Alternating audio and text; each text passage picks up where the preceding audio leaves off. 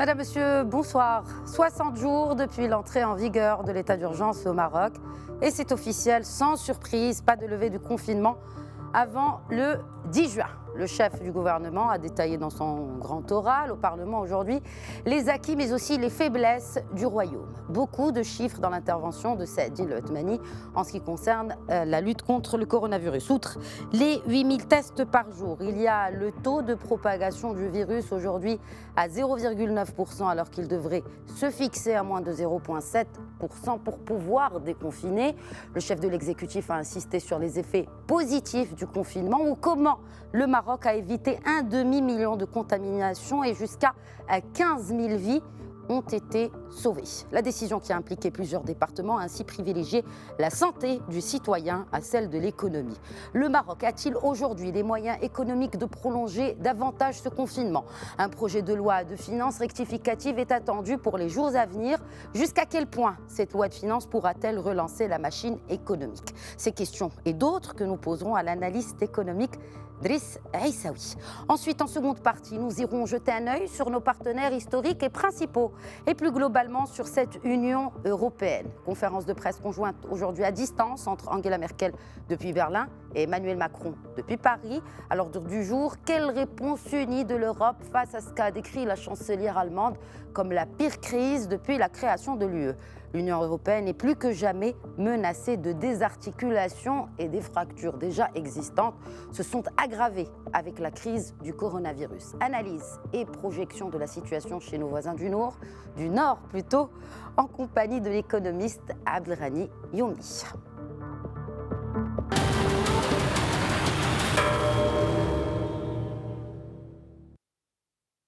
Prolongement donc de l'état d'urgence et du confinement, mais aussi préparation d'une loi de finances rectificative. Retour sur les grandes annonces de Saadi El Othmani ce lundi devant le Parlement dans ce récit de Sohail Jalil.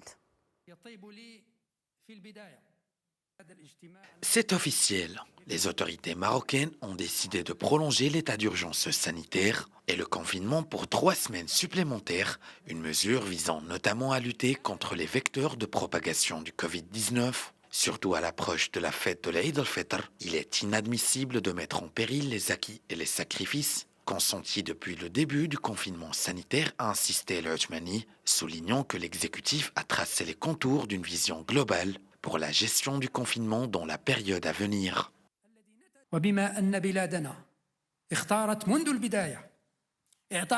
Notre pays a, depuis l'apparition du virus, privilégié la santé de ses citoyens au détriment de tout.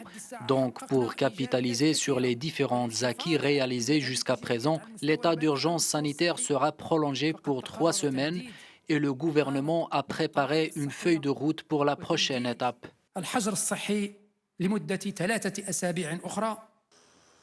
Par ailleurs, le chef du gouvernement a également annoncé qu'un projet de loi de finances rectificative est en cours d'élaboration.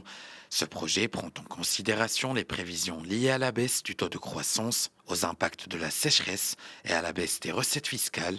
Les orientations générales de cette nouvelle feuille de route du budget 2020 seront d'abord fixées en Conseil des ministres avant sa présentation au Conseil du gouvernement et devant le Parlement. Et sur le plan international, le chef du gouvernement a mis en relief l'importance de l'adaptabilité du royaume à la nouvelle configuration des chaînes de valeur mondiale. Dans ce sens, le royaume doit chercher à attirer à grande échelle des investissements internationaux et rechercher de nouveaux centres de production à proximité des marchés européens et africains. Et depuis Rabat, l'analyste économique Driss Aissaoui. Bonsoir Driss Aissaoui. Bonsoir. C'est une joie que vous soyez avec nous. Merci de répondre à nos questions. Merci à vous. Alors, le grand oral d'El Othmani, donc aujourd'hui, on l'a écouté, a-t-il convaincu, a-t-il surtout rassuré, selon vous, les opérateurs économiques et plus globalement le citoyen marocain? De manière générale, le chef du gouvernement a été rassurant en ce qui concerne le choix fait par le Maroc. Parce que le choix que le Maroc a fait par rapport à à ce coronavirus a été un choix social. C'était un choix pour sauvegarder l'intérêt du citoyen et l'intérêt, disons, des équilibres sociaux. Ça a été fait et de toutes les manières, personne ne peut reprocher au gouvernement de ne pas avoir tenté justement cette initiative. Maintenant, est-ce qu'il a été convaincant ou non? Tout dépend, tout dépend. Et nous avons l'attitude, disons, l'attitude de l'entreprise marocaine qui, elle, est en train de, disons, de poser le problème de la résistance de l'entreprise par rapport disons, à la baisse de l'activité, par rapport, si vous voulez, à la déchéance d'un certain nombre d'opportunités que l'entreprise marocaine avait. Aujourd'hui, nous sommes en situation, dans une situation assez peu convaincante, sincèrement, du point de vue économique. Sur le plan social, le Maroc a assez d'expérience et il l'a prouvé et il l'a montré.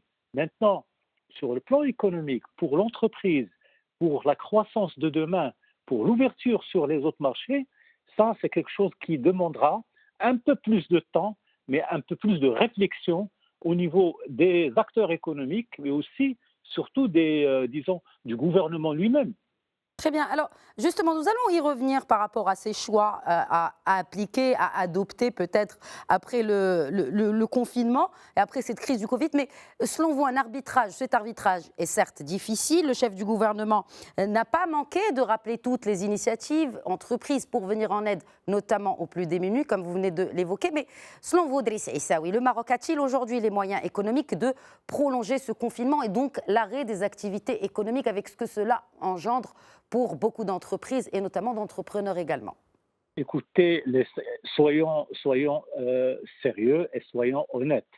Nous n'avons pas les moyens de poursuivre de manière indéfinie ce confinement et de manière indéfinie, si vous voulez, cette initiative de fermer toutes les initiatives d'investissement, d'ouverture sur les autres. Nous ne pouvons pas le faire. Nous ne pouvons le faire que dans la mesure où nous avons disons, un modus vivendi avec nos principaux partenaires pour pouvoir justement aller de l'avant, pour pouvoir préfigurer ce qui pourrait se faire demain avec un certain nombre de partenaires. Je pense ici à la France, je pense à l'Espagne, je pense à l'Angleterre et d'autres pays avec qui le Maroc pourra travailler, pourra faire des choses. Mais pour l'instant, nous avons des marges de manœuvre très restreintes et très réduites et nous ne pourrons pas faire le maximum avec ce que nous avons aujourd'hui. Très bien. Puisque vous parlez de ces partenaires, est-ce que vous pensez que, compte tenu de la situation critique de l'économie, des économies en tout cas de nos partenaires historiques, vous avez cité la France ou encore l'Espagne, quel impact cela aura-t-il sur notre économie marocaine et comment justement peut-être jouer sur cette crise pour en faire une opportunité? De toutes les manières, la crise en France, en Espagne et dans un certain nombre de pays qui sont nos principaux clients, nos principaux fournisseurs d'investissement, nous ne pourront pas aller au-delà de leurs moyens et de leur capacité de bouger. Maintenant, ce qui peut être fait, c'est justement écouter et surveiller leur initiative, leur développement, leur capacité d'aller de l'avant en ce qui concerne un certain nombre d'investissements pour pouvoir nous-mêmes nous en sortir. Maintenant, ce qu'on doit faire, c'est ouvrir les possibilités aux capitaux étrangers, aux investissements étrangers pour pouvoir leur donner la possibilité justement d'aller de l'avant et de ne plus rester dans des situations d'attentisme et de se dire nous, on a tout fait pour nous-mêmes, le reste viendra de l'extérieur. Non, rien ne viendra de l'extérieur si nous n'avons pas préparé les conditions pour l'accueillir. Est-ce que vous pensez que, quand vous dites préparer des conditions pour accueillir plus d'investisseurs, est-ce que vous pensez que le projet de loi de finances rectificative, tel que annoncé par le chef du gouvernement, qui sera annoncé dans quelques jours, est-ce qu'il pourra peut-être contenir un aspect investissement pour relancer l'économie et de manière plus globale, Driss Aissaoui, est-ce qu'un projet de loi de finances rectificative pourra relancer l'économie? Vous savez, un projet de loi rectificative, toujours un projet que l'on prend généralement en situation de crise, quand on n'a pas la possibilité d'appliquer les premières hypothèses sur lesquelles nous avons travaillé. Aujourd'hui, c'est une situation de rattrapage à laquelle le Maroc va s'adonner. Il va donner de l'importance aux secteurs sociaux, un certain nombre, si vous voulez, de valeurs qui sont importantes pour le Maroc, mais le reste, maintenant, ça viendra. On attendra. C'est une loi rectificative qui ne pourra pas bouleverser la tendance ni l'évolution de l'économie marocaine. Nous ne ferons que corriger un certain nombre de failles qui ont apparu de manière inopinée dans la suite de l'économie marocaine, dans son évolution et dans son contexte général de manière globale. Bien.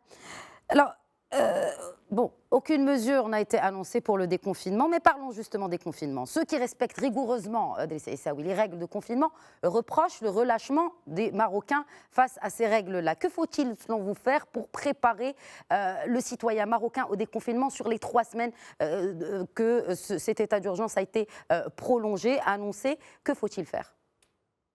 Je vais vous dire quelque chose disons, d'important. Les Marocains, quand on leur a demandé de se confiner, de ne pas bouger, de respecter un certain nombre de lois, certains ne l'ont pas fait. Ça a créé un certain nombre de situations assez dommageables à laquelle il y a eu une réponse directe. Maintenant, les Marocains doivent être responsables. Ils doivent être responsables, c'est-à-dire prendre les initiatives qui leur reviennent, mais surtout se protéger contre tous les dangers qui se profilent à l'horizon, mais surtout être au niveau des engagements que le Maroc a pris. Les engagements concernant tout ce qui est préservation de nos capacités, préservation de notre capacité à réagir.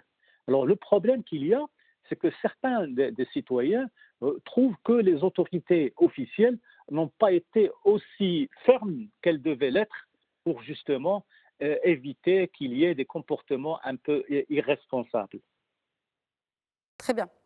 Alors, selon vous, est-ce qu'il faudrait être beaucoup plus ferme pour faire respecter ces règles de confinement ou passer justement à l'étape de sensibiliser le citoyen marocain à cohabiter, à vivre avec ce virus tout en prenant les mesures nécessaires? Je suis sûr et certain que disons, le Maroc, aujourd'hui, on est dans une phase de changement d'attitude au niveau de la politique de communication. En Europe, on a remarqué qu'on est passé d'un temps directif vers un temps de conciliation où l'on demande aux gens de prendre leurs responsabilités. On essaie de leur parler un langage qu'ils comprennent.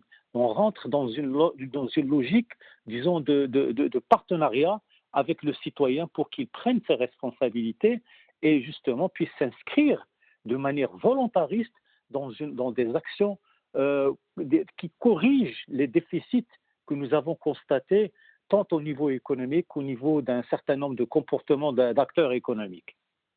Très bien, merci beaucoup Drissa Issaoui d'avoir répondu à nos questions de Médien TV. Voilà.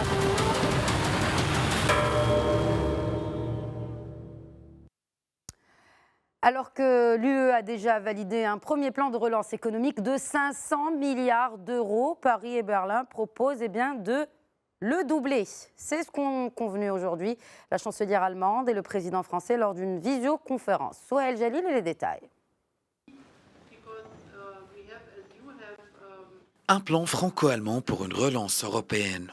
Ce lundi, le président français Emmanuel Macron et la chancelière allemande Angela Merkel ont proposé un plan de relance en Europe de 500 milliards d'euros.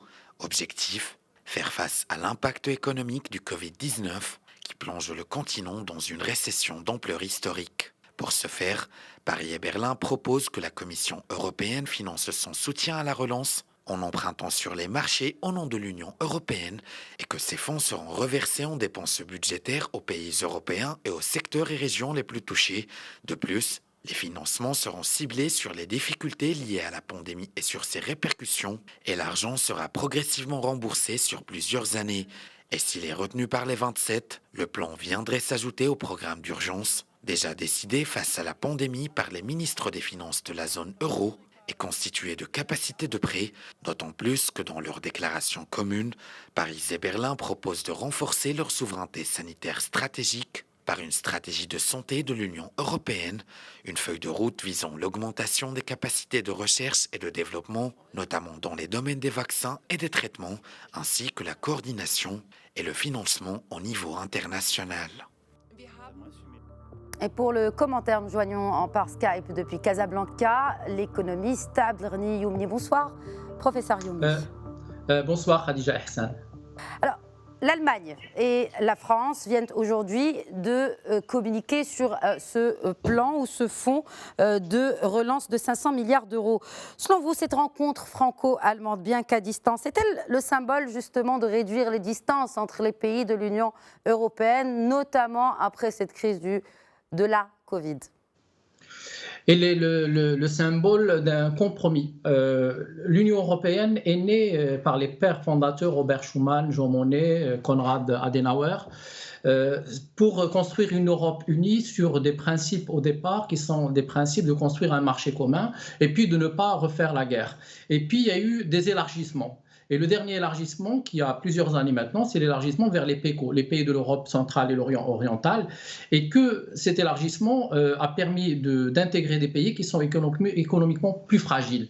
Et l'Union européenne n'a pas réussi l'harmonisation fiscale, l'harmonisation sociale, la zone monétaire optimale, et du coup on se retrouve avec deux Europes, une Europe avec l'euro et puis une Europe sans l'euro. Nous avons 19 pays avec l'euro et puis 8 pays avec sans l'euro. Et puis, à l'intérieur, nous avons des pays qui sont fragilisés par la dette, par la crise de 2008, qui sont les pays du sud de la Méditerranée, c'est-à-dire les pays du sud de l'Europe. Et puis nous avons les pays du nord qui sont plus réfractaires, plus rigoureux, comme les Pays-Bas, comme l'Allemagne, comme la Finlande, et que ce sont des pays, l'Autriche aussi, qui ne veulent pas entendre. Alors aujourd'hui, je pense qu'il y a eu un compromis sur les 500 milliards d'euros, mais ces 500 milliards d'euros, ils sont orientés pas seulement vers les 19 pays de l'UEM, de l'Union européenne monétaire, mais orienté vers les 27 pays.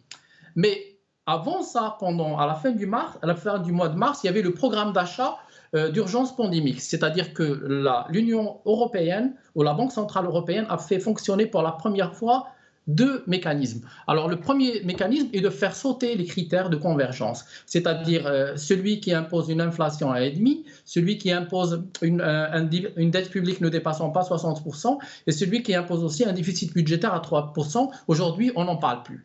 Le deuxième qui est plus grave, c'est la planche à billets, c'est-à-dire que l'Union européenne a fait fonctionner la planche à billets en imprimant de la monnaie, c'est-à-dire qu'elle a demandé aux États et aux entreprises d'émettre des obligations moyennant de la création monnaie. Et ça, je trouve que c'est normal parce qu'en période de guerre, on fait l'achat des armes et en période de dette, on fait des crédits. C'est-à-dire que... Enfin, en période de crise sanitaire, on fait des dettes ou en période de dette, on fait plus de dettes. Exactement. En période de guerre militaire, on achète des armes pour protéger les civils et les territoires. Et en période de crise monétaire, économique, sociale, pandémique, on fait la dette, c'est la seule arme qui peut. Et c'est pour ça qu'il y a beaucoup d'économistes qui refusent d'entendre parler de l'austérité. Je trouve que c'est inconscient parce qu'aujourd'hui, l'Union européenne ne peut pas rester debout sans cette émission de monnaie, cette impression de monnaie, si on veut, et ce qui permet à l'Union européenne de garder les entreprises, de garder les emplois, de permettre de verser de l'argent, de faire des aides sociales et de contribuer à la politique budgétaire. Alors justement, Angela Merkel et le président français Emmanuel Macron proposent le financement de ces 500 milliards d'euros